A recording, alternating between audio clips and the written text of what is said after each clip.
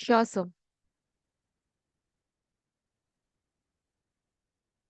ನಮಸ್ಕಾರ, ಶುಭೋದಯ, ಶುಭ ಮುಂಜಾನೆ ಪ್ರೀತಿಯ ವಿದ್ಯಾರ್ಥಿಗಳಿಗೆ, ಶಾಲಾ ಶಿಕ್ಷಕರಿಗೆ ಹಾಗೂ ಶಾಲಾ ಸಿಬ್ಬಂದಿ ವರ್ಗದವ್ರಿಗೆ ನಿಮ್ಮೆಲ್ಲರಿಗೂ ಇವತ್ತಿನ ವಿಜ್ಞಾನದ ತರಗತಿಗೆ ವಿದ್ಯಾಶಕ್ತಿಯಿಂದ ಆತ್ಮೀಯವಾದಂತಹ ಸ್ವಾಗತ ಕೋರ್ತಾ ಇರೋದು ನಾನು ನಿಮ್ಮ ವಿದ್ಯಾಶಕ್ತಿಯ ವಿಜ್ಞಾನದ ಶಿಕ್ಷಕಿ ಅಶ್ವಿತಾ ಮಲ್ನಾಡ್.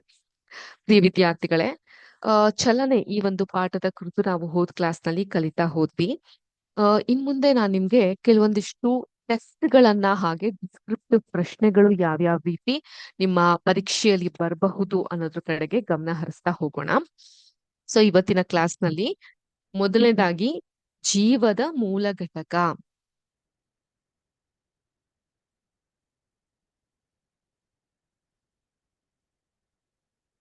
ಸೊ ನಿಮ್ಮ ಹತ್ರ ನೋಟ್ಬುಕ್ ಇದ್ರೆ ದಯವಿಟ್ಟು ನೋಟ್ ಮಾಡ್ಕೊಳ್ಳಿ. Every one please start opening your notebook. Okay, so notebook ಅನ್ನು ಓಪನ್ ಮಾಡಿ. ವೆರಿ ಇಂಪಾರ್ಟೆಂಟ್ ಕ್ಲಾಸ್ ಇವತ್ತು. ಇವತ್ತಿನ ಕ್ಲಾಸ್ ನಲ್ಲಿ ಮೊದಲನೇದಾಗಿ ಮಲ್ಟಿಪಲ್ ಚಾಯ್ಸ್ ಕ್ವೆಶನ್ ಅನ್ನ ನಾನು ನಿಮ್ಗೆ 4 ಮಾರ್ಕ್ಸ್ಗೆ ಹೇಳಿದ್ದೀನಿ. ಅರ್ಥ ಆಯ್ತಾ? ಡಿಸ್ಕ್ರಿಪ್ಟಿವ್ ಕ್ವೆಶನ್ಸ್ ಗಳನ್ನ ನಾನು ನಿಮ್ಗೆ, ಡಿಸ್ಕ್ರಿಪ್ಟಿವ್ ಅಂತ ಹೇಳಿದ್ರೆ ಸವಿಸ್ತಾರವಾಗಿ ನಾವ್ ಯಾವ್ದ್ಯಾವ್ದನ್ನ ಬರೀಲಿಕ್ಕೆ ಆಗತ್ತೆ ಅಂತಹ ಪ್ರಶ್ನೆಗಳನ್ನ ನಾವು ಡಿಸ್ಕ್ರಿಪ್ಟಿವ್ ಪ್ರಶ್ನೆಗಳು ಅಂತ ಕರಿತೀವಿ. ಅದ್ರಲ್ಲಿ ಸುಮಾರು 4 ಮಾರ್ಕ್ಸಿನ ಪ್ರಶ್ನೆ ನಿಮ್ಗೆ ಒಂದನ್ನ ಕೇಳ್ತಾ ಇದ್ದೀನಿ ನಾನು. ಹಾಗೆ 3 ಮಾರ್ಕ್ಸಿನ ಪ್ರಶ್ನೆಯನ್ನ ಒಂದನ್ನ ಕೇಳ್ತಾ ಇದ್ದೀನಿ ನಾನು. ಇನ್ ಮಿಕ್ಕಿದ್ದು 8 ಪ್ರಶ್ನೆಗಳು ಕೇಳ್ತೀನಿ. ಸೊ ಅವೆಲ್ಲವೂ ಕೂಡ 2 ಮಾರ್ಕ್ಸಿನ ಪ್ರಶ್ನೆ ಆಗತ್ತೆ. ಅರ್ಥ ಆಯ್ತಾ? ಸೊ ಇವಾಗ ಎಷ್ಟು ಒಟ್ಟು ಟೋಟಲ್ ಎಷ್ಟಾಗುತ್ತೆ? 4 ಮಾರ್ಕಿನ 4 ಪ್ರಶ್ನೆ 4. 8 ಮಾರ್ಕಿಂದು 2 ಪ್ರಶ್ನೆಗಳು ಅಂತ 2 ಮಾರ್ಕ್ಸಿಂದ 8 ಪ್ರಶ್ನೆಗಳಂದ್ರೆ 16 ಕ್ಷಮಿಸಿ. 4 ಮಾರ್ಕಿಂದ 1 ಪ್ರಶ್ನೆ ಅಂದ್ರೆ 4, 3 ಮಾರ್ಕಿಂದ 1 ಪ್ರಶ್ನೆ ಅಂದ್ರೆ 3. ಈ ರೀತಿಯಾಗಿ ಇರುತ್ತೆ. ಸೊ ಒಟ್ಟಾರೆ 14 + 4 20, 24 + 3 27 ಮಾರ್ಕ್ಸ್ನ ಪ್ರಶ್ನೆ ಪ್ಲಸ್ ಒಂದು 3 ಮಾರ್ಕ್ಸ್ನ ಒಂದು ಇಂಟರ್ನಲ್ ಸ್ತರದಲ್ಲಿ 30 ಮಾರ್ಕಿನ ಪ್ರಶ್ನೆಯನ್ನ ನಾನು ನಿಮ್ಗೆ ಕೇಳಲಿಕ್ಕೆ ಹೊರಡ್ತೀನಿ ಇವತ್ತು. ಸೊ 30 ಮಾರ್ಕ್ಸ್ಗೆ ಹೇಗೆ ನಾವು ಎಕ್ಸಾಮ್ಗೆ ಪ್ರಿಪೇರ್ ಆಗ್ಬೇಕು, 30 ಮಾರ್ಕಿನ ಪ್ರಶ್ನೆಗಳಿಗೆ ಹೇಗೆ ಪ್ರಿಪೇರ್ ಆಗ್ಬೇಕು ಅನ್ನೋದನ್ನ ಒಂದು ಮಾಕ್ ಟೆಸ್ಟ್ ತರದ ಮೂಲಕ ನೋಡೋಣ. ಮೇಡಮ್, ನಾವು ಇವತ್ತಿನ ಕ್ಲಾಸ್ಗೆ ಪ್ರಿಪೇರ್ ಆಗಿರ್ಲಿಲ್ಲ, ನೀವು ಮುಂಚಿತವಾಗಿ ಹೇಳಿಲ್ಲ. ಜೀವದ ಮೂಲ ಘಟಕ ಪಾಠ ಒಂದಾಗಿದೆ ಅಷ್ಟೇ, ನಮ್ಗೆ ಅದ್ರ ಬಗ್ಗೆ ಹೆಚ್ಚಿನ ಮಾಹಿತಿ ಗೊತ್ತಿಲ್ಲ. ಸೊ ಈಗ ಆಲ್ರೆಡಿ ನಾನು ಜೀವದ ಮೂಲ ಘಟಕ ಈ ಒಂದು ಪಾಠಕ್ಕೆ ಸಂಬಂಧಪಟ್ಟಂತಹ ಸಮರಿ ನೋಟ್ಸ್ ಅನ್ನ ನಾನು ನಿಮ್ಗೆ ಕೊಟ್ಟಿದ್ದೀನಿ. ಸೊ ಈಗ ಪ್ರಶ್ನೆ ಹಾಗೂ ಉತ್ತರ ಎರಡನ್ನೂ ನಾನು ಕೇಳ್ತೀನಿ. ಸೊ ನಿಮ್ಮ ಕೆಲಸ ಏನು ಅಂತ ಹೇಳಿದ್ರೆ ನಿಮ್ಮ ರೆಸ್ಪೆಕ್ಟಿವ್ ನೋಟ್ಬುಕ್ ಅಲ್ಲಿ ಅದನ್ನ ನೋಟ್ ಮಾಡ್ಕೊಂತ ಹೋಗ್ಬೇಕು. ಆ ಕೆಲಸವನ್ನ ಮಾಡ್ತಾ ಹೋಗೋಣ. So let me quickly share my screen to you. ಕಾಣಿಸ್ತಾ ಇದ್ಯಾ? ನೋಡಿ, ಇಷ್ಟು ಪ್ರಶ್ನೆಗಳು ಸಹ ಕೇಳ್ತೀನಿ, ಉತ್ತರವನ್ನು ಸಹ ನಾನು ಕೊಡ್ತಾ ಹೋಗ್ತೀನಿ. ಸೊ ಅದ್ರಿಂದ ನಾವ್ ಹೇಗೆ ಪ್ರಿಪೇರ್ ಆಗಬಹುದು ನಿಮ್ಮ ಮೇನ್ ಎಕ್ಸಾಮ್ಸ್ಗೆ ಅಂತ ನೋಡ್ಕೊಬಹುದು. But as I go on asking you the question, please start taking the notes. ದಯವಿಟ್ಟು ನೀವು ನೋಟ್ಸ್ ಅನ್ನ ತೆಗೆದುಕೊಳ್ಳಿಕ್ಕೆ ಪ್ರಾರಂಭ ಮಾಡಿ, ಸೋ ದಟ್ ನಿಮ್ಗೆ ಈಸಿ ಆಗುತ್ತೆ. ಓಕೆ, ಸೊ ನಾವು ಫಸ್ಟ್ ಜೀವದ ಮೂಲ ಘಟಕ ಈ ಒಂದು ಚಾಪ್ಟರ್ ನ ಮಲ್ಟಿಪಲ್ ಚಾಯ್ಸ್ ಕ್ವೆಶನ್ ಅನ್ನ ನೋಡೋಣ. ಪ್ರಶ್ನೆ ಹೀಗಿದೆ: ಈ ಕೆಳಗಿನವುಗಳಲ್ಲಿ ಯಾವುದು ಕೋಶದ 3 ಪ್ರಮುಖ ಭಾಗಗಳು ಅಲ್ಲ? ಸೊ ಈ ಕೆಳಗಿನವುಗಳಲ್ಲಿ ಯಾವುದು ಒಂದು ಕೋಶದ ಸೆಲ್ನ 3 ಪ್ರಮುಖ ಭಾಗಗಳು ಅಲ್ಲ? ಪ್ಲಾಸ್ಮಾ ಪದರ, ನ್ಯೂಕ್ಲಿಯಸ್, ಸೈಟೋಪ್ಲಾಸಂ, RNA. ಸ್ವಲ್ಪ ದೊಡ್ಡದಾಗಿ ತೋರ್ಸ್ಲಾ? ಕಾಣ್ತಾ ಉಂಟಾ? ಈ ಕೆಳಗಿನವುಗಳಲ್ಲಿ ಯಾವುದು ಕೋಶದ 3 ಪ್ರಮುಖ ಭಾಗಗಳು ಅಲ್ಲ? ಒಂದು ಕೋಶಕ್ಕೆ 3 ಪ್ರಮುಖವಾದಂತಹ ಭಾಗಗಳು ಇರುತ್ತೆ. ಸೊ ಪ್ಲಾಸ್ಮಾ ಪದರ ಅದರ ಭಾಗಗಳಲ್ಲಿ ಒಂದು, ನ್ಯೂಕ್ಲಿಯಸ್ ಅದರ ಭಾಗಗಳಲ್ಲಿ ಒಂದು, ಸೈಟೋಪ್ಲಾಸಂ ಅದರ ಭಾಗಗಳಲ್ಲಿ ಒಂದು. ಸೊ ಈ 3 ಕೂಡ ಸರಿಯಾದಂತಹ ಉತ್ತರ ಆಗಿರುತ್ತೆ. ಅಂದ್ರೆ ಒಂದು ಕೋಶದ 3 ಭಾಗಗಳಲ್ಲಿ ಪ್ಲಾಸ್ಮಾ ಪದರ, ನ್ಯೂಕ್ಲಿಯಸ್, ಸೈಟೋಪ್ಲಾಸಂ ಬರುತ್ತೆ. ಆದ್ರೆ ಈ RNA ಏನಿದೆ ಅದು ಬರೋದಿಲ್ಲ. ಸೊ ಈ ಪ್ರಶ್ನೆಗೆ ಸರಿಯಾದ ಉತ್ತರ RNA, ಆಡ್ ಒನ್ ಔಟ್. ಅರ್ಥ ಆಯ್ತಾ? ಇವುಗಳಲ್ಲಿ 3 ಪ್ರಮುಖ ಭಾಗಗಳು ಅಲ್ಲ RNA. ಸೊ RNA ಅಂತ ಹೇಳಿದ್ರೆ ಏನು, ಅದರ ವಿಸ್ತೃತ ರೂಪ ಏನಿದೆ ಅದನ್ನ ನಾವು ಮುಂದೆ ನೋಡ್ತಾ ಹೋಗೋಣ. ಓಕೆ, ನೆಕ್ಸ್ಟ್ ಎರಡನೇ ಪ್ರಶ್ನೆ. ಪ್ರಾಣಿಗಳಲ್ಲಿ ಅತಿ ದೊಡ್ಡ ಪ್ರಾಣಿ ಕೋಶವನ್ನ ಹೆಸರಿಸಿ. ನಾನು when I was explaining this chapter only ನಾನು ಹೇಳಿದ್ದೆ ನಿಮ್ಗೆ, ಮೊಟ್ಟೆ ಏನಿರುತ್ತೆ ಅದೊಂದು ಜೀವಕೋಶ. ಅದೊಂದು ಏಕ ಜೀವಕೋಶ. ಅದಾದ ನಂತರ ಅದರಲ್ಲಿ ದ್ವಿಗುಣ ತ್ರಿಗುಣಗೊಳ್ತಾ ಜೀವಕೋಶಗಳು ಬಿಲಿಯನ್ ಟ್ರಿಲಿಯನ್ ಗಟ್ಲೆ ಆಗ್ತಾ ಹೋಗುತ್ತೆ. ಆದ್ರೆ ಈ ಪ್ರಾಣಿಗಳಲ್ಲೇ ಅತಿ ದೊಡ್ಡ ಪ್ರಾಣಿ ಕೋಶ ಯಾವುದು? ಕೋಳಿ ಮೊಟ್ಟೆ. ಕೋಳಿ ಮೊಟ್ಟೆ ನೋಡಿದೀರಾ ಹೇಗಿರುತ್ತೆ ಅಂತ? ಬಾತುಕೋಳಿಯ ಮೊಟ್ಟೆ ಅದನ್ನ ಸಹ ನೋಡಿದೀರಾ? ಆಸ್ಟ್ರಿಚ್ ನ ಮೊಟ್ಟೆ, ಆಸ್ಟ್ರಿಚ್ ಅದೊಂದು ಪ್ರಾಣಿ, ಆಸ್ಟ್ರಿಚ್ ಅನ್ನೋದು ಒಂದು ಪ್ರಾಣಿ, ಅದರ ಮೊಟ್ಟೆ ಸಹ ಇರುತ್ತೆ. ಡೈನೋಸರಸ್ ಮೊಟ್ಟೆ. ಸೊ ಅಕಸ್ಮಾತ್ ಡೈನೋಸರಸ್ ಅನ್ನೋದು ಅವನತಿ ಹೊಂದಿಲ್ದೆ ಇದ್ದಿದ್ರೆ, if dinosaurs was not a extinct animal, ಆ ಸಂದರ್ಭದಲ್ಲಿ ನಾವು ಆಪ್ಷನ್ ಡಿ ಅನ್ನ ತೋರಿಸ್ತಾ ಇದ್ವಿ. ಅತಿ ದೊಡ್ಡದಾದಂತಹ ಪ್ರಾಣಿ ಕೋಶ ಡೈನೋಸರಸ್ ನ ಮೊಟ್ಟೆ ಅಂತ ತೋರಿಸ್ತಾ ಇದ್ವಿ. ಆದ್ರೆ ಡೈನೋಸರಸ್ ನಮ್ಮ ಭೂಮಿಯ ಮೇಲೆ ಇಲ್ಲ, ಅದು ಅವನತಿ ಹೊಂದಿದೆ, ಎಕ್ಸ್ಟೆಂಟ್ ಆಗಿದೆ. ಸೊ ಆ ಕಾರಣದಿಂದ ಸರಿಯಾದಂತಹ ಉತ್ತರ ಆಸ್ಟ್ರಿಚ್ ನ ಮೊಟ್ಟೆ ಆಗಿರುತ್ತೆ. ಓಕೆ, ಆಸ್ಟ್ರಿಚ್ ನ ಮೊಟ್ಟೆ ಸರಿಯಾದಂತಹ ಉತ್ತರ. ಸೊ ನಿಮ್ಗೆ ಕನ್ಫ್ಯೂಸ್ ಆಗ್ಲಿ ಅನ್ನೋಂತಹ ಕಾರಣಕ್ಕೆ ಡೈನೋಸರಸ್ ಮೊಟ್ಟೆ ಅಂತ ಕೊಟ್ಟಿರ್ತಾರೆ. ಓಕೆ, ಸೊ ಕನ್ಫ್ಯೂಸ್ ಆಗದೆ ಸೂಕ್ತವಾದಂತಹ ಉತ್ತರವನ್ನ ಆಯ್ಕೆ ಮಾಡ್ಬೇಕು ನೀವು. ನೆಕ್ಸ್ಟ್ ಮೂರನೇ ಪ್ರಶ್ನೆ. ಈ ಕೆಳಗಿನವುಗಳಲ್ಲಿ ಯಾವುವು ಏಕಕೋಶ ಜೀವಿಗಳು? ಯೂನಿಸೆಲ್ಯುಲಾರ್ ಆರ್ಗ್ಯಾನಿಸಮ್, ಏಕಕೋಶ ಜೀವಿಗಳು ಯಾವ್ದ್ಯಾವ್ದು? ಅಮೀಬಾ ಏಕಕೋಶ ಜೀವಿನ? ಪ್ಯಾರಮೀಶಿಯಂ ಏಕಕೋಶ ಜೀವಿನ? ಯುಗ್ಲೀನಾ, ಯುಗ್ಲೀನ ಸಹ ಏಕಕೋಶ ಜೀವಿ. ಶಿಲೀಂಧ್ರ ಅಂದ್ರೆ ಫಂಗಸ್, ಅದು ಸಹ ಏಕಕೋಶ ಜೀವಿ. ಹಾಗಾದ್ರೆ ಆಪ್ಷನ್ ಡಿ ಇ ಅಲ್ಲಿ ಆಲ್ ಆಫ್ ದ ಅಬಾವ್ ಅಥವಾ ಮೇಲಿನ ಎಲ್ಲವೂ ಅನ್ನೋಂಥ ಆಯ್ಕೆ ಇಲ್ಲ. ಆ ಸಂದರ್ಭದಲ್ಲಿ ಈ ಎಲ್ಲಾ ಪ್ರಶ್ನೆಗಳಿಗೂ ಉತ್ತರ ಇವೆಲ್ಲವೂ ಆಗಿರುತ್ತೆ. ಅರ್ಥ ಆಯ್ತಾ? ಅಮೀಬಾ, ಪ್ಯಾರಮೀಶಿಯಂ, ಯುಗ್ಲೀನಾ, ಶಿಲೀಂಧ್ರ. ಶಿಲೀಂಧ್ರ ಧಾಗೆ ಮಹಾಪ್ರಾಣ ಧಾವತ್ತು ಬರ್ಬೇಕು, ಇಲ್ಲಿ ಟೈಪೋ ಎರರ್ ಆಗಿದೆ. ಓಕೆ, ಸೊ ಇವೆಲ್ಲವೂ ಕೂಡ ಏಕಕೋಶ ಜೀವಿಗಳು. ಯಾವ್ದ್ಯಾವ್ದು? ಅಮೀಬಾ, ಪ್ಯಾರಮೀಶಿಯಂ, ಯುಗ್ಲೀನಾ, ಶಿಲೀಂಧ್ರ, ಇವೆಲ್ಲವೂ ಕೂಡ. Okay, clear, understood? Can we go to the next question? ನಾಲ್ಕನೇ ಪ್ರಶ್ನೆ ಹೀಗಿದೆ. ಕೋಶದ ಶಕ್ತಿಯ ಪೂರೈಕೆಯ ಜೀವಕೋಶದ ಅಂಗವನ್ನ ಹೆಸರಿಸಿ. ಒಂದು ಕೋಶದಲ್ಲಿ ಶಕ್ತಿಯನ್ನ ಪೂರೈಸುವಂತಹ ಜೀವಕೋಶದ ಅಂಗವನ್ನ ಹೆಸರಿಸಿ.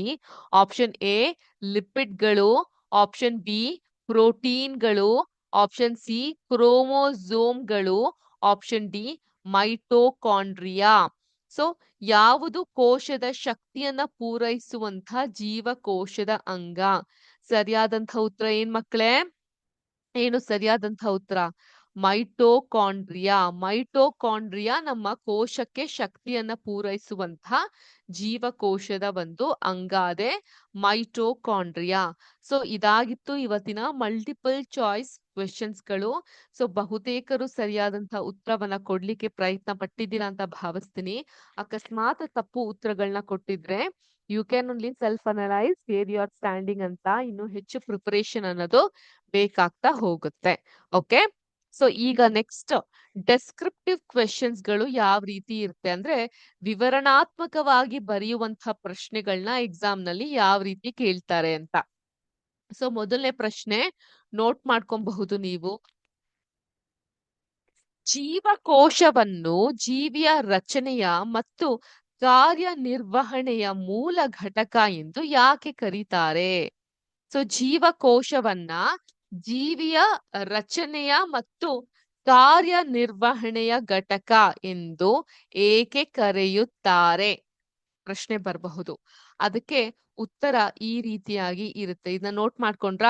ಜೀವಕೋಶವನ್ನು ಜೀವಿಯ ರಚನೆಯ ಮತ್ತು ಕಾರ್ಯನಿರ್ವಹಣೆಯ ಮೂಲ ಘಟಕ ಎಂದು ಏಕೆ ಕರೆಯುತ್ತಾರೆ?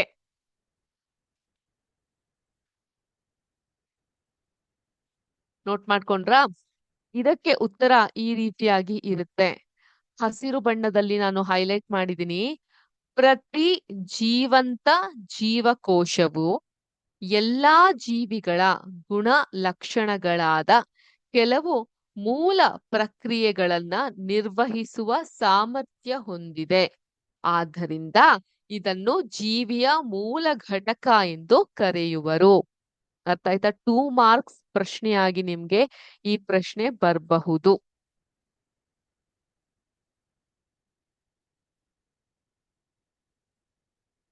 ನೋಟ್ ಮಾಡ್ಕೊಳ್ಳಿ. ಪ್ರತಿ ಜೀವಂತ ಜೀವಕೋಶವು ಎಲ್ಲಾ ಜೀವಿಗಳ ಗುಣ ಲಕ್ಷಣಗಳಾದ ಕೆಲವು ಮೂಲ ಪ್ರಕ್ರಿಯೆಗಳನ್ನ ನಿರ್ವಹಿಸುವ ಸಾಮರ್ಥ್ಯ ಹೊಂದಿದೆ. ಆದ್ದರಿಂದ ಇದನ್ನು ಜೀವಿಯ ಮೂಲ ಘಟಕ ಎಂದು ಕರೆಯುವರು. ಸೊ ನಾನು ನಿಮ್ಗೆ 1 ನಿಮಿಷದ ಸಮಯಾವಧಿಯನ್ನ ಕೊಡ್ತೇನೆ. ಪ್ಲೀಸ್ ನೋಟ್ ಮಾಡ್ಕೊಳ್ಳಿ. Kindly note down. I'll give you 1 minute time. Please note down. ಪ್ರಶ್ನೆ ಹೀಗಿದೆ: ಜೀವಕೋಶವನ್ನು ಜೀವಿಯ ರಚನೆಯ ಮತ್ತು ಕಾರ್ಯನಿರ್ವಹಣೆಯ ಮೂಲ ಘಟಕ ಎಂದು ಏಕೆ ಕರೆಯುತ್ತಾರೆ? ಅದಕ್ಕೆ ಉತ್ತರ ಈ ರೀತಿಯಾಗಿ ಕೊಡಬಹುದು ನೀವು.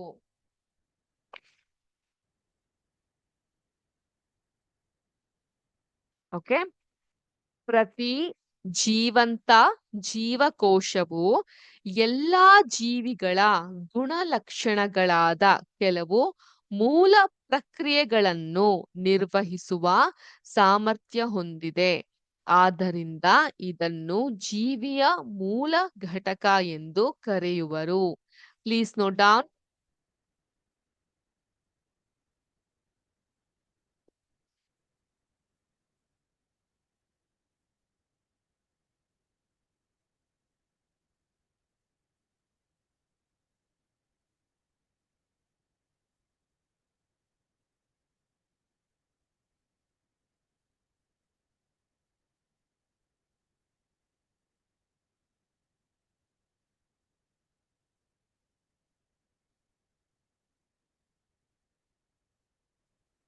ನೋಟ್ ಮಾಡ್ಕೊಂಡ್ರಾ? Can we go to the next question? ಎರಡನೇ ಪ್ರಶ್ನೆ ಹೀಗಿದೆ: ಕಾರ್ಬನ್ ಡೈಆಕ್ಸೈಡ್ ಮತ್ತು ನೀರಿನಂತಹ ವಸ್ತುಗಳು ಜೀವಕೋಶದ ಒಳಗೆ ಮತ್ತು ಹೊರಗೆ ಹೇಗೆ ಚಲಿಸುತ್ತವೆ ಚರ್ಚಿಸಿ. ಕಾರ್ಬನ್ ಡೈಆಕ್ಸೈಡ್ ಮತ್ತು ನೀರಿನಂತಹ ವಸ್ತುಗಳು ಜೀವಕೋಶದ ಒಳಗೆ ಮತ್ತು ಹೊರಗೆ ಹೇಗೆ ಚಲಿಸುತ್ತವೆ ಚರ್ಚಿಸಿ.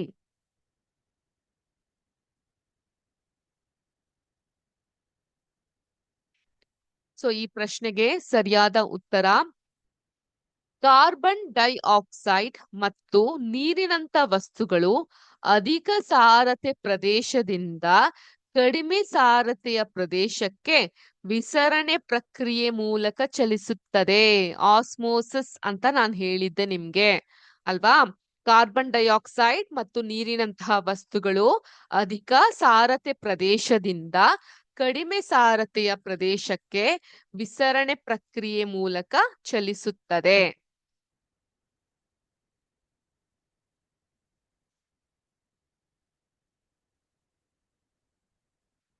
ನೋಟ್ ಮಾಡ್ಕೊಳ್ಳಿ.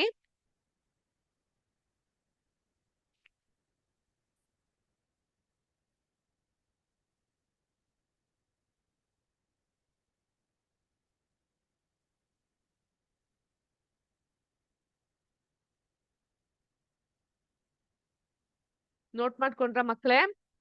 1 minute ಟೈಮ್ ಕೊಟ್ಟಿದ್ದೆ. ನೋಟ್ ಮಾಡ್ಕೊಂಡ್ರ? ಕಾರ್ಬನ್ ಡೈಆಕ್ಸೈಡ್ ಮತ್ತು ನೀರಿನಂತಹ ವಸ್ತುಗಳು ಜೀವಕೋಶದ ಒಳಗೆ ಮತ್ತು ಹೊರಗೆ ಹೇಗೆ ಚಲಿಸುತ್ತೆ? ಕಾರ್ಬನ್ ಡೈಆಕ್ಸೈಡ್ ಮತ್ತು ನೀರಿನಂತಹ ವಸ್ತುಗಳು ಅಧಿಕ ಸಾರತೆ ಪ್ರದೇಶದಿಂದ ಕಡಿಮೆ ಸಾರತೆಯ ಪ್ರದೇಶಕ್ಕೆ ವಿಸರಣೆ ಪ್ರಕ್ರಿಯೆ ಮೂಲಕ ಚಲಿಸುತ್ತದೆ.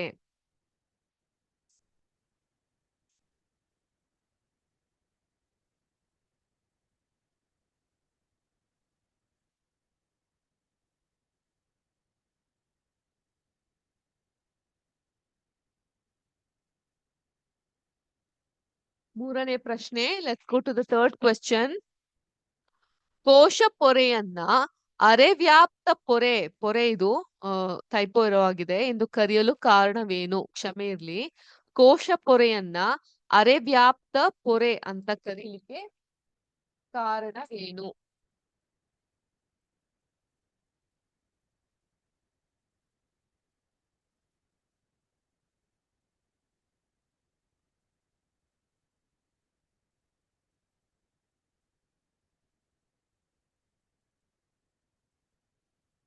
ಕೋಶ ಪೊರೆಯನ್ನು ಅರೆ ವ್ಯಾಪ್ತ ಪೊರೆ ಎಂದು ಕರೆಯಲು ಕಾರಣವೇನು? ಉತ್ತರ, ಕೋಶಕ್ಕೆ ಕೋಶಕ್ಕೆ ಅವಶ್ಯವಾಗಿರುವ ಹಾಗೂ ನಿರ್ದಿಷ್ಟ ರೂಪದ ವಸ್ತುಗಳನ್ನ ಅಗತ್ಯಕ್ಕೆ ಅನುಗುಣವಾಗಿ ಬಿಡುಗಡೆ ಮತ್ತು ಅಂತರ್ಮುಖ ಕ್ರಿಯೆಗೆ ಒಳಪಡುತ್ತದೆ. ಕೋಶ ಪೊರೆಯನ್ನ ಅರೆ ವ್ಯಾಪ್ತ ಪೊರೆ ಎಂದು ಕರೆಯಲು ಕಾರಣವೇನು? ಕೋಶಕ್ಕೆ ಅವಶ್ಯವಾಗಿ ಇರುವ ಹಾಗೂ ನಿರ್ದಿಷ್ಟ ರೂಪದ ವಸ್ತುಗಳನ್ನ ಅಗತ್ಯಕ್ಕೆ ಅನುಗುಣವಾಗಿ ಬಿಡುಗಡೆ ಮತ್ತು ಅಂತರ್ಮುಖ ಕ್ರಿಯೆಗೆ ಒಳಪಡುತ್ತದೆ. ಆದ್ದರಿಂದ ಕೋಶ ಪೊರೆಯನ್ನ, ಸೆಲ್ ಮೆಂಬ್ರೇನ್ ಅನ್ನ ಅರೆ ವ್ಯಾಪ್ತ ಪೊರೆ ಅಂತ ನಾವು ಕರಿತೀವಿ.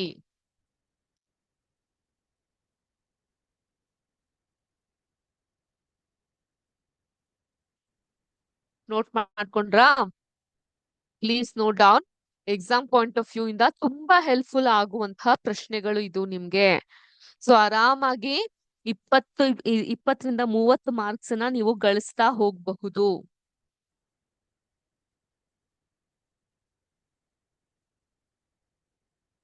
Please note down.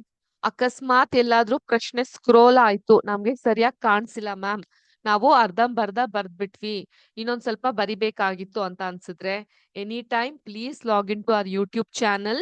ಸೊ ಈ ಪ್ರಶ್ನೆಗಳು ಉತ್ತರಗಳೆಲ್ಲ ಅಲ್ಲೇ ಇರುತ್ತೆ. ಪಾಸ್ ಮಾಡ್ಕೊಂಡು ನೀವು ನೋಟ್ ಮಾಡ್ಕೊಂತ ಹೋಗಬಹುದು ನಿಮ್ಮ ನೋಟ್ಬುಕ್ ಗಳಲ್ಲಿ. ಕ್ಲಿಯರ್? ಓಕೆ, ನೆಕ್ಸ್ಟ್ ಪ್ರಶ್ನೆ. Next question.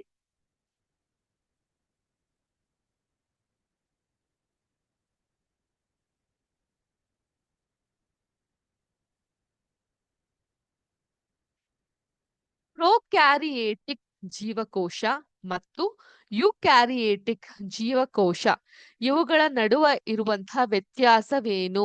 4 ಮಾರ್ಕ್ಸ್ ಕ್ವೆಶ್ಚನ್ ನಿಮ್ಗೆ ಈ ರೀತಿಯಾಗಿ ಬರುತ್ತೆ.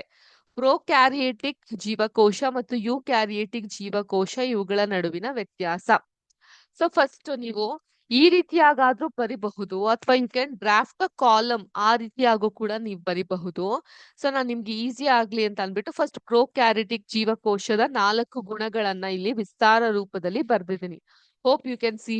ಎಲ್ಲಾ ಗ್ರೀನ್ ಕಲರ್ ಅಲ್ಲೇ ಹೈಲೈಟ್ ಆಗಿದೆ. ಫಸ್ಟ್ ಪ್ರೊಕ್ಯಾರಿಯೇಟಿಕ್ ಜೀವಕೋಶ. ಸೊ ಇದರಲ್ಲಿ ಮೊದಲನೇದು, ಸಾಮಾನ್ಯವಾಗಿ ಗಾತ್ರದಲ್ಲಿ ಸಣ್ಣದಾಗಿ ಇರುತ್ತೆ. ಗಾತ್ರ, weight would be very less, ಸಣ್ಣದಾಗಿ ಇರುತ್ತೆ. ಎರಡನೇದು, ನ್ಯೂಕ್ಲಿಯರ್ ಪ್ರದೇಶವು ನ್ಯೂಕ್ಲಿಯಾಯ್ಡ್ ಅಂತ ಕರೀತಾರೆ. ನ್ಯೂಕ್ಲಿಯರ್ ಪ್ರದೇಶವನ್ನ ನಾವು ಇಲ್ಲಿ ನ್ಯೂಕ್ಲಿಯಾಯ್ಡ್, ಸ್ಪೆಲ್ಲಿಂಗ್ ಗಳನ್ನ ಗಮನಿಸಬೇಕು, ನ್ಯೂಕ್ಲಿಯಾಯ್ಡ್ ಅಂತ ಕರೀತಾರೆ. ನ್ಯೂಕ್ಲಿಯರ್ ಪ್ರದೇಶಗಳನ್ನ ನ್ಯೂಕ್ಲಿಯಾಯ್ಡ್ ಅಂತ ಕರೀತಾರೆ. ಮೂರನೇದು, ಒಂದೇ ಕ್ರೋಮೋಸೋಮ್ ಹೊಂದಿದೆ. ಸಿಂಗಲ್ ಕ್ರೋಮೋಸೋಮ್, ಒಂದೇ ಕ್ರೋಮೋಸೋಮ್ ಹೊಂದಿದೆ. ಯಾವುದು? ಪ್ರೊಕ್ಯಾರಿಯೇಟಿಕ್. ಲಾಸ್ಟ್ ಪಾಯಿಂಟ್, ಕೊನೆದು, ಪೊರೆರಹಿತ ಕಣದಂಗಗಳು ಕಂಡು ಬರುವುದಿಲ್ಲ. ನಾನು ಇದನ್ನೆಲ್ಲ ಡಿಕ್ಟೇಟ್ ಮಾಡ್ಬೇಕಾದ್ರೆ you have to be with me itself. ನನ್ ಜೊತೆಗೆ ಇದ್ದು ನೀವು ಇದನ್ನ ಬರಿಬೇಕಾಗತ್ತೆ. ಅಕಸ್ಮಾತ್ ನೀವೆಲ್ಲೋ ಸ್ಲೋ ಆಗ್ತಾ ಇದ್ದೀರಾ, ಗೊತ್ತಾಗ್ತಾ ಇಲ್ಲ ಬರೀಲಿಕ್ಕೆ ಅಂತ ಹೇಳಿದ್ರೆ ರೈಟಿಂಗ್ ಸ್ಕಿಲ್ಸ್ ತುಂಬಾ ಸ್ಲೋ ಇದೆ ಅಂತ ಅರ್ಥ. ಅದ್ರ ಮೇಲೆ ನೀವು ಕಾನ್ಸಂಟ್ರೇಟ್ ಮಾಡ್ಬೇಕು ಅನ್ನೋಂಥ ಅರ್ಥ ಬರುತ್ತೆ. ಓಕೆ, ಪ್ರೊಕ್ಯಾರಿಯೇಟಿಕ್ ಜೀವಕೋಶ ಸಾಮಾನ್ಯವಾಗಿ ಗಾತ್ರದಲ್ಲಿ ಸಣ್ಣದಾಗಿ ಇರುತ್ತೆ. ನ್ಯೂಕ್ಲಿಯರ್ ಪ್ರದೇಶವನ್ನ ನ್ಯೂಕ್ಲಿಯಾಯ್ಡ್ ಅಂತ ಕರೀತಾರೆ. ಒಂದೇ ಕ್ರೋಮೋಸೋಮ್ ಹೊಂದಿದೆ. ಪೊರೆರಹಿತ ಕಣದಂಗಗಳು ಕಂಡು ಬರುವುದಿಲ್ಲ.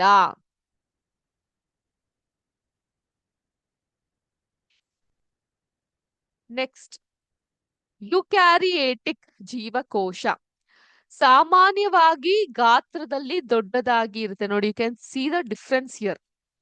ಪ್ರೊಕ್ಯಾರಿಯೇಟಿಕ್ ಸಣ್ಣದಾಗಿ ಇರುತ್ತೆ, ಯುಕ್ಯಾರಿಯೇಟಿಕ್ ಗಾತ್ರದಲ್ಲಿ ದೊಡ್ಡದಾಗಿ ಇರುತ್ತದೆ.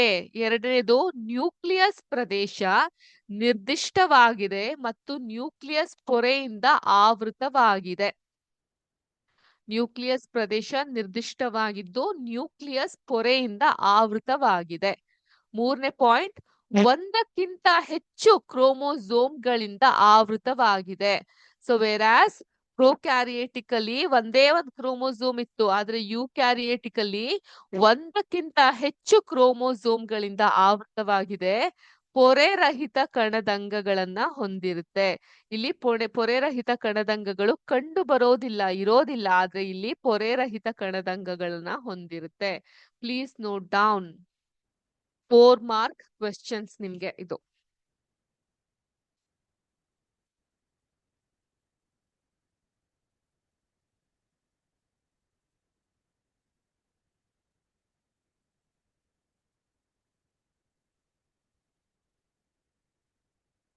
ಡನ್ ಆಯ್ತಾ? Can we go to the next question? Okay. ತಮ್ಮದೇ ಆದ ಅನುವಂಶೀಯತೆಯನ್ನ ಹೊಂದಿರುವ 2 ಕಣದಂಗಗಳನ್ನ ಹೆಸರಿಸಿ. ತಮ್ಮದೇ ಆದಂತಹ ಅನುವಂಶೀಯತೆಯನ್ನ ಹೊಂದಿರುವ 2 ಕಣದಂಗಗಳು ಆಪ್ಷನ್ ಎ ಮೈಟೋಕಾಂಡ್ರಿಯಾ ಮತ್ತೆ ಬಿ ಪ್ಲಾಸ್ಟಿಡ್ಗಳು. ಇವೆರಡುಗಳು ಮೈಟೋಕಾಂಡ್ರಿಯಾ ಹಾಗೂ ಪ್ಲಾಸ್ಟಿಡ್ಗಳು ತಮ್ಮದೇ ಆದ ಅನುವಂಶೀಯತೆಯನ್ನ ಹೊಂದಿರುವಂತಹ 2 ಕಣದಂಗಗಳು. Okay,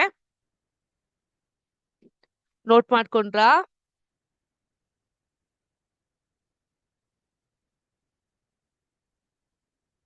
We shall go to the next question.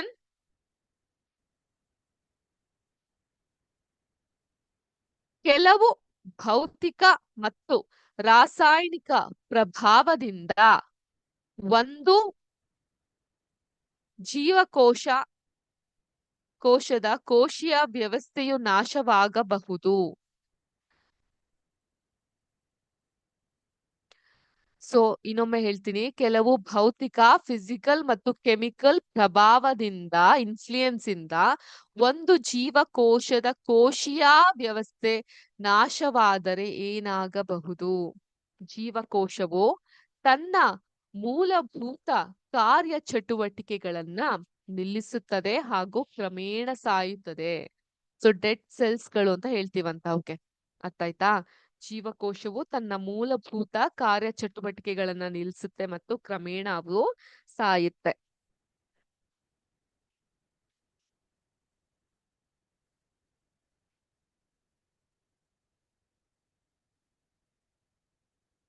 Note ಮಾಡ್ಕೊಂಡ್ರಾ? ಆಯ್ತಾ? Can we move to the next one?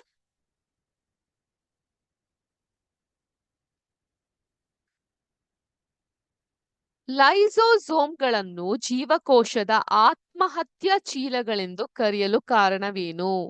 ಲೈಸೋಸೋಮ್ಗಳನ್ನು ಜೀವಕೋಶದ ಆತ್ಮಹತ್ಯಾ ಚೀಲಗಳೆಂದು ಕರೆಯಲು ಕಾರಣವೇನು?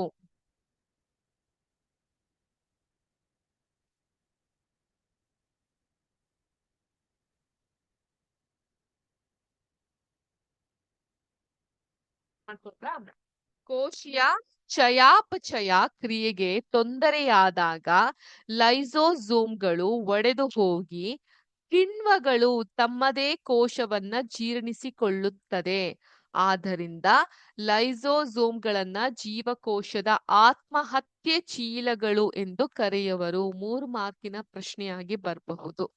ಓಕೆ, ಕೋಶೀಯ ಚಯಾಪಚಯ ಕ್ರಿಯೆಗೆ ತೊಂದರೆಯಾದಾಗ ಲೈಸೋಸೋಮ್ಗಳು ಒಡೆದು ಹೋಗಿ ಕಿಣ್ವಗಳು ತಮ್ಮದೇ ಜೀವಕೋಶಗಳನ್ನ ಜೀರ್ಣಿಸಿಕೊಳ್ಳುತ್ತದೆ. ಆದ್ದರಿಂದ ಲೈಸೋಸೋಮ್ಗಳನ್ನು ಜೀವಕೋಶದ ಆತ್ಮಹತ್ಯಾ ಚೀಲಗಳು ಅಂತ ಕರೀತಾರೆ. ಕ್ಲಿಯರ್? ನೋಟ್ ಮಾಡ್ಕೊಂಡ್ರಾ? Can we go to the next point? Next question, sorry.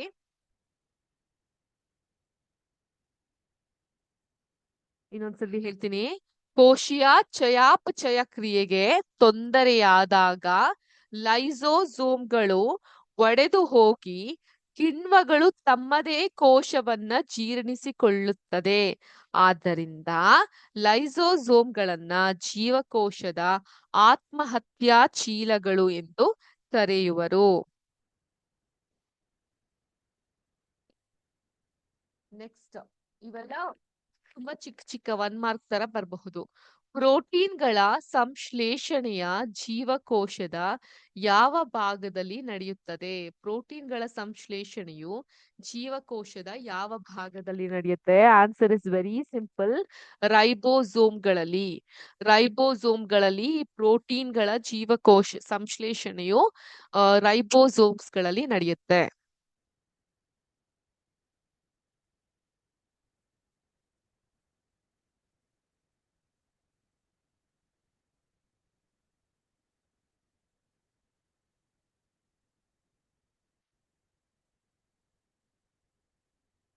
Okay, done. ಈಗ ನೆಕ್ಸ್ಟ್ ವಿಸ್ತರಿಸಿ ಅಂದ್ರೆ ಡಿಸ್ಕ್ರಿಪ್ಟಿವ್ ಫಾರ್ಮ್ ಅಲ್ಲಿ, ಡಿಸ್ಕ್ರಿಪ್ಟಿವ್ ಅಲ್ಲ ಸಾರಿ, ಎಕ್ಸ್ಪ್ಯಾಂಡ್ ಮಾಡಿ ಅಂತ, ವಿಸ್ತರಿಸಿ ಅಂತ ಹೇಳಿದ್ರೆ ಆಪ್ಷನ್ ಎ ಡಿಎನ್ಎ. ಡಿಎನ್ಎ ನ ವಿಸ್ತಾರ ಮಾಡ್ಬೇಕು. ಡಿಎನ್ಎ ಅಂತ ಹೇಳಿದ್ರೆ ಡಿ ಆಕ್ಸಿ ರೈಬೋ ನ್ಯೂಕ್ಲಿಕ್ ಆಮ್ಲ. ಡಿಎನ್ಎ ಅಂದ್ರೆ ಡಿ ಆಕ್ಸಿ ರೈಬೋ ನ್ಯೂಕ್ಲಿಕ್ ಆಮ್ಲ. ಅದರ ಇಂಗ್ಲಿಷ್ ರೂಪವನ್ನು ನಾನು ಇಲ್ಲಿ ಬರ್ದಿದ್ದೀನಿ. ಡಿ ಆಕ್ಸಿ ರೈಬೋ ನ್ಯೂಕ್ಲಿಕ್ ಆಸಿಡ್ ಆಗುತ್ತೆ ಡಿಎನ್ಎ ಅಂದ್ರೆ.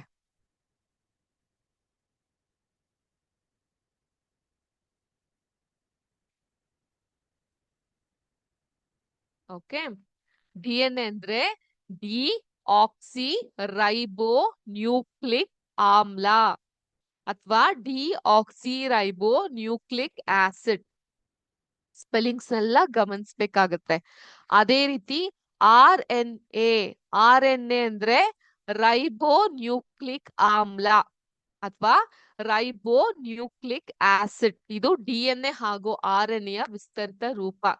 ಡಿ ಆಕ್ಸಿ ರೈಬೋ ನ್ಯೂಕ್ಲಿಕ್ ಆಮ್ಲ ಮತ್ತು ರೈಬೋ ನ್ಯೂಕ್ಲಿಕ್ ಆಮ್ಲ.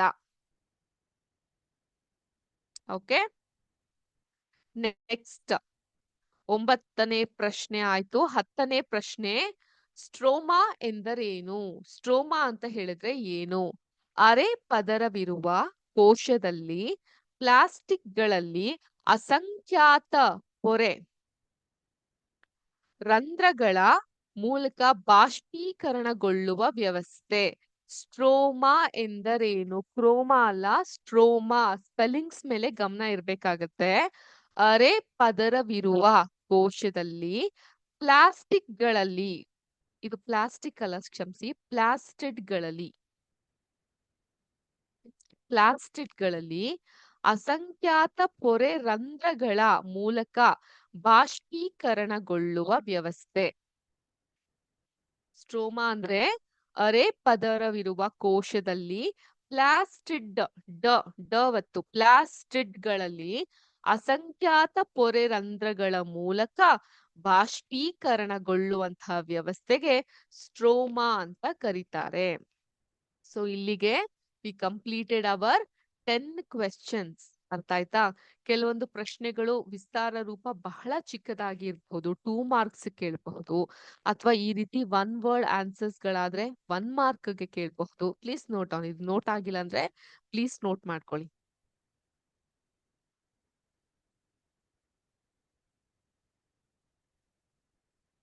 ಓಕೆ, ಸ್ಟ್ರೋಮಾ ನೋಟ್ ಮಾಡ್ಕೊಳ್ಳಿ ಇದನ್ನ.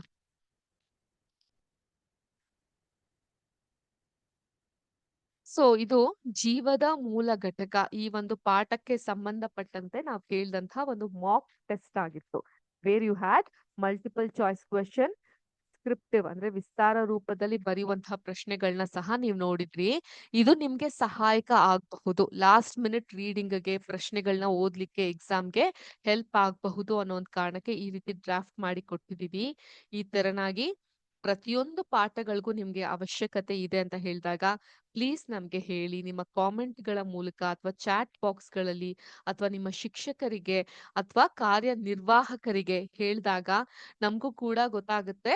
ಸೊ ನೀವೇರ್ ಯು ಆರ್ ಸ್ಟ್ಯಾಂಡಿಂಗ್ ಅಂತ, ನಿಮ್ಗೆ ಯಾವ ತರವಾದಂತ ಪ್ರಶ್ನೆಗಳನ್ನ ಕೇಳ್ಬಹುದು, ನಿಮ್ಗೆ ಯಾವ್ದು ತುಂಬಾ ಹೆಲ್ಪ್ಫುಲ್ ಆಗುತ್ತೆ ಅಂತ ನಮಗೂ ಕೂಡ ಒಂದು ಐಡಿಯಾ ಬರುತ್ತೆ.